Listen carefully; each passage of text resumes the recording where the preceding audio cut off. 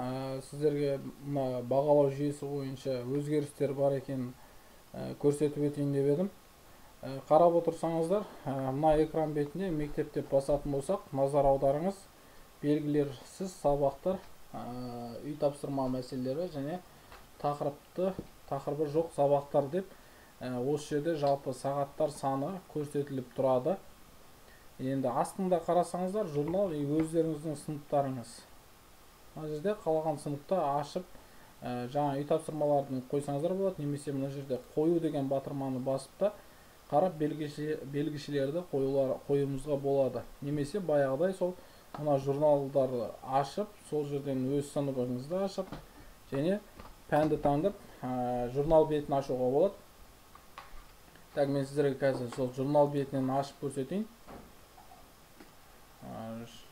Журналдар. Сіздерде журналдарда мына жерде сыныптар шығады. Өздеріңіздің өтетін сыныптарыңызды таңдайсыздар. Так, өтетін сыныбыңыз мысалы 6-ші немесе 5-ші өз пәніңізді таңдайсыз.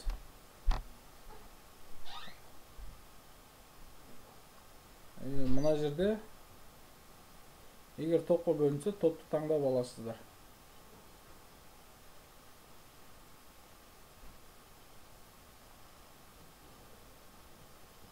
Енді қарап отырсаңыздар, бағалау жүйесі қашықтан сабақ, формальды бағалау екі негізде орындалады.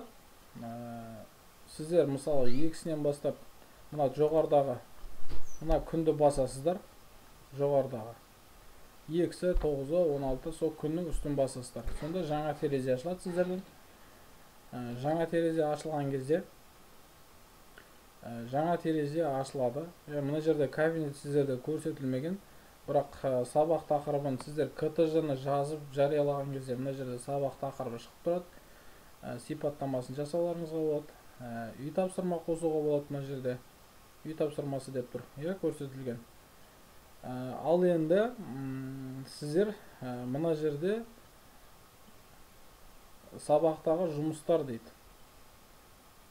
Сабақ өтілді деп бүгін күнге галочка қоясыздар. Мына журналда оқушылар көрініп тұрады. Мына жерде қатысу несі көрсетілген. Егер оқушы қатыспаған жағдайда мына жерде жоқ, бар деген белгішелерді көрсетесіздер. Түсініктеме тұр. Қаламшаны басасыздар.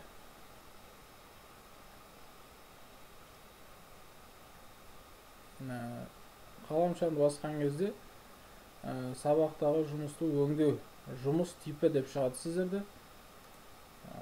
Бұл жерде сіздер қашықтан оқу деп көрсетулеріңіз керек. Қашықтық сабақ. Ал егер бақылау жұмысы болса, бақылау жұмысы деп көрсетесіздер.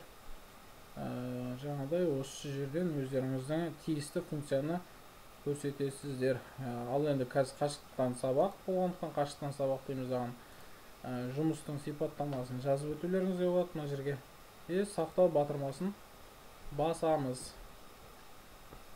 Енді қарап отырсаңыздар, қашықтан сабақ 5 баллық деген негізі 10 баллық жүйені қойған болатынмын.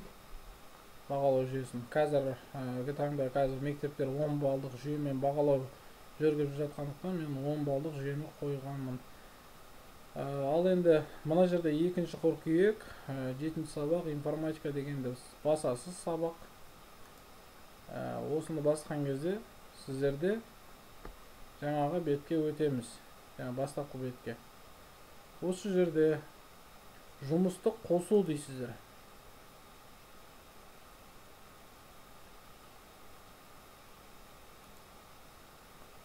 Жұмысты қосу дейсіздер дағына. Осы жерде факультатив, формативті бағалау деген шығады. 2-ші нүкте. Формативті бағалауға сипаттама бересіздер, қандай жағдайда, неге. Мына жерде көрсетілген, қарасаңыздар, сәйкес жұмыс типін таңдаңыз дейді. Қажетті болған жағдайда осы сабақта жұмысты толық сипаттаңыз дейді. Так, жасау деп басамыз.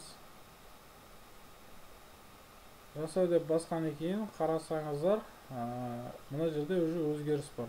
Жаңа сіздер оқушылар тізімі, сабақ өтілді деп көрсеттік, қатысу, одан кейін формативті бағалау.